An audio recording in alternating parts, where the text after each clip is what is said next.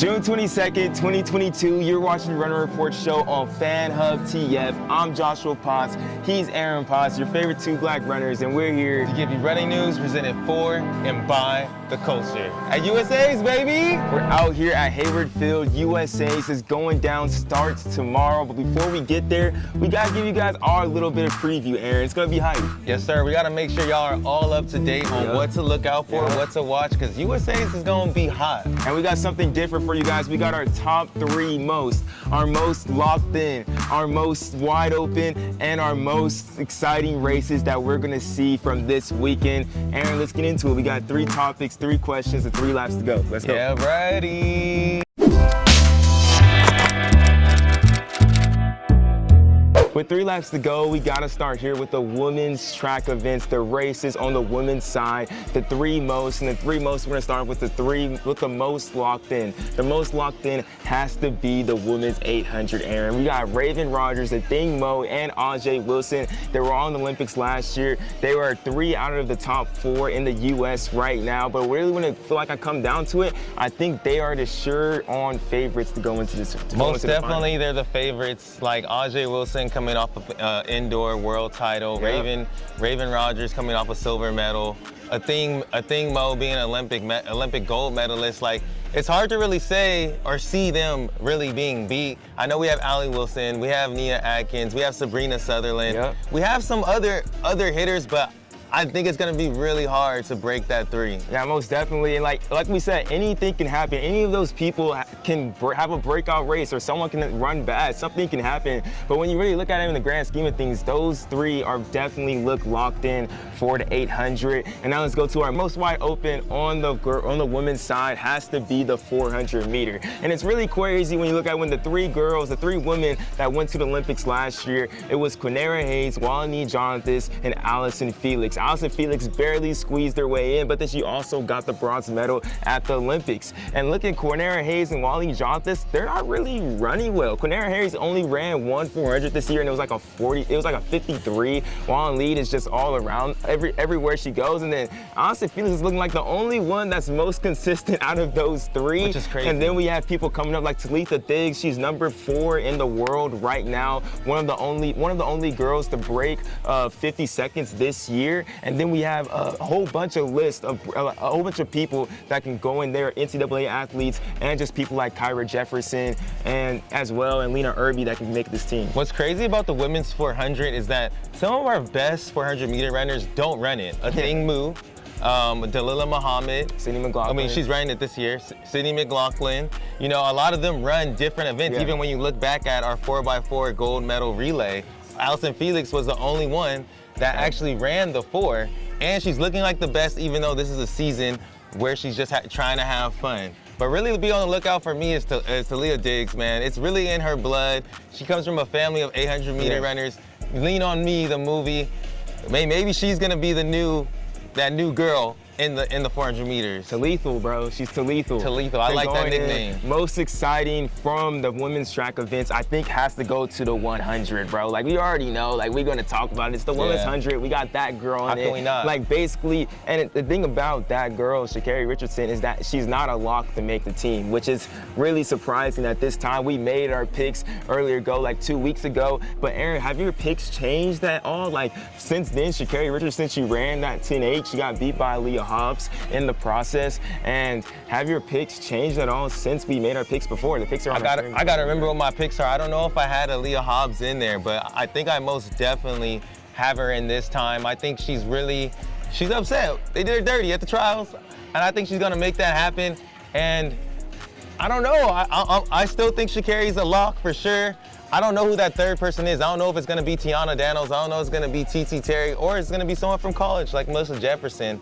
There's a lot up in the air, which makes this race really exciting, but I think there's at least 2 spots locked in. Yeah, I feel like at this point, I just want to sit down, get some popcorn ready, and watch this race. I'm tired of talking. Let's just get to that final day to watch that 100 this Saturday. It's going to be super exciting. Let's go on with 2 laps to go with the men's events. Our most locked in for the men's races has to be the 110-meter hurdles. Grant Holloway already has his ticket punched to the World Championships, but I believe he's going to go through all the rounds. And it's really just locked in because Devin Allen, he's probably going to win this thing. This dude ran number 3 all-time time in 110-meter hurdles a couple weeks back in the New York Grand Prix, and now Grant Holloway's going to be in that event. The main thing that may be surprising is just if a world record goes down. But we still have guys like Trey Cunningham, Eric Edwards, and then the battle is really going to be with Daniel Roberts, Aaron Mallett, to see who's going to get those 2-3 spots to get onto to make that team of 4 going to the World Championships. It's going to be interesting, but for sure,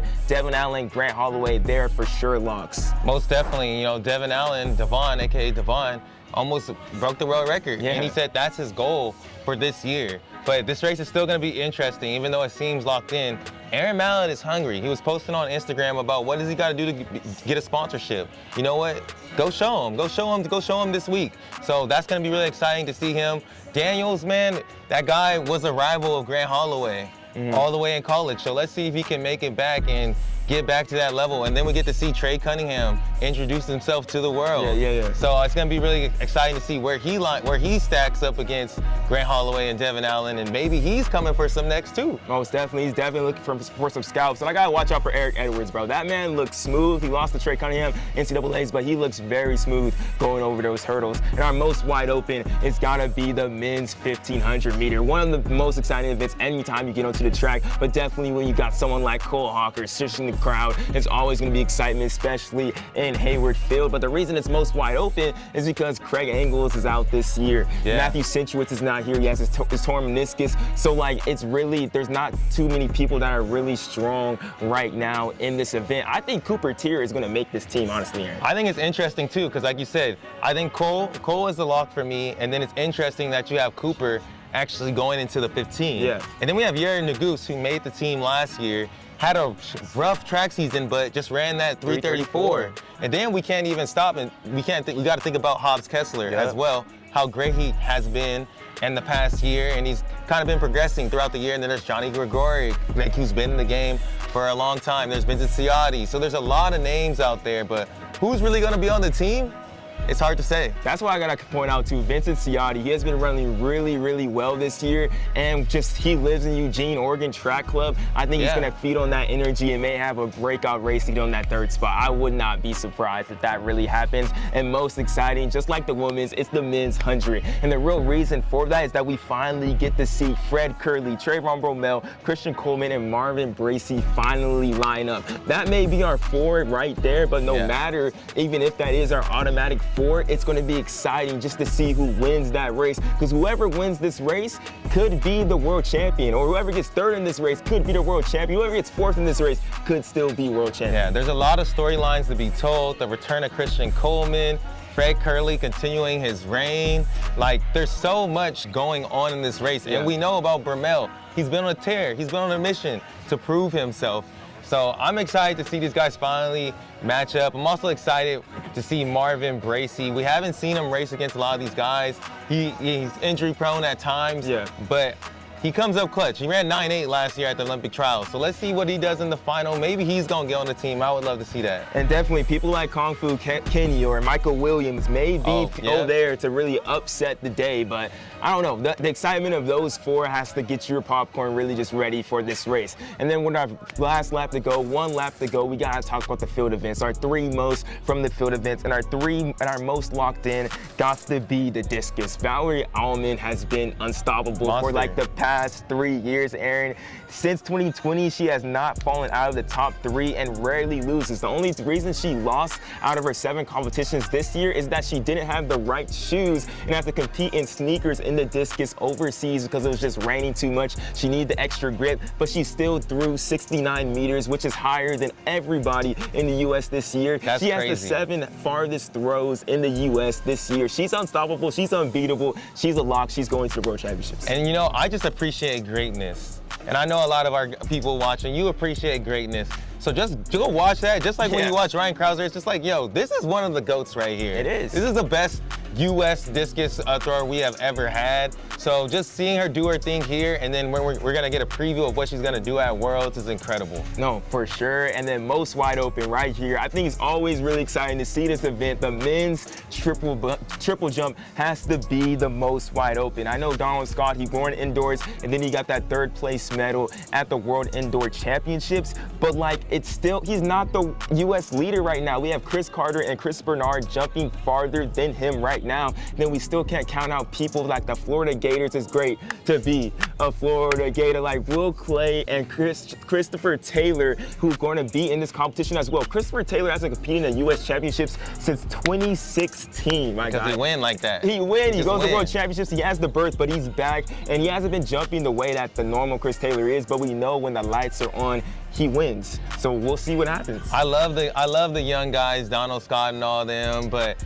man, Will Clay and Christian Taylor, man, it's weird. It would be weird to not see them on a team. Yeah. So they both had, I mean, Will Clay came back from Achilles surgery before Christian Taylor did, and now Christian Taylor's back from Achilles surgery. Let's see if these two teammates can battle out against these young bucks and make a team. That would be incredible to see. It's definitely going to be a sight. It's really wide open. Then most exciting for us got to be the women's shot put. I think a lot of people, a lot of attention is going to be around the men's shot put because we got Krauser, we got Kovacs. They're some of the greatest ever. But let me tell you, the women's shot put is going to be super duper exciting, and it has to be because of Chase Ely. Chase Ely, she didn't make the team last year, and she was definitely one of the favorites. She finished 5th in the event, but now she's number 5 all-time, U.S. all-time in this event, when she recently just threw a 2013 on June 16th, and she had an undefeated outdoor season as well. But she still has the likes of like Jessica Ramsey and Raven Saunders, who are right behind her, are number 5, number 6 all-time U.S.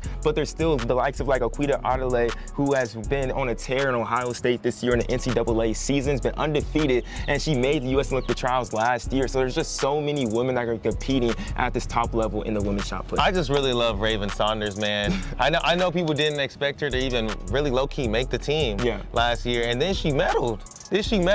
So I'm excited to see the Hulk back out doing her thing. What she gonna do in the twerk circle? What mask she gonna be wearing? And I think she's Miss Clutch. Yeah, and the thing about that, I love Raven Saunders too. I love the twerk circle. Like she's been having an inconsistent season. I think that's what makes this even more exciting, just to see is Raven Saunders gonna show up in this big light. Is now Akila, who has been having an incredible season at Ohio State, is she gonna step up and become like a premier star in this? And then you still have people like Maggie Ewan, who can have like a really big throw and just disrupt everything. It's gonna be super exciting in the women's shot put. And I'm just super excited for USA's this weekend. We're gonna be out here we're already here in Eugene. We're gonna be doing our thing for the past week. Just check out the runner report, check out 2 Black runners. We have a lot of announcements coming on this way, and we're just excited to be here and for y'all to enjoy USA's, bro.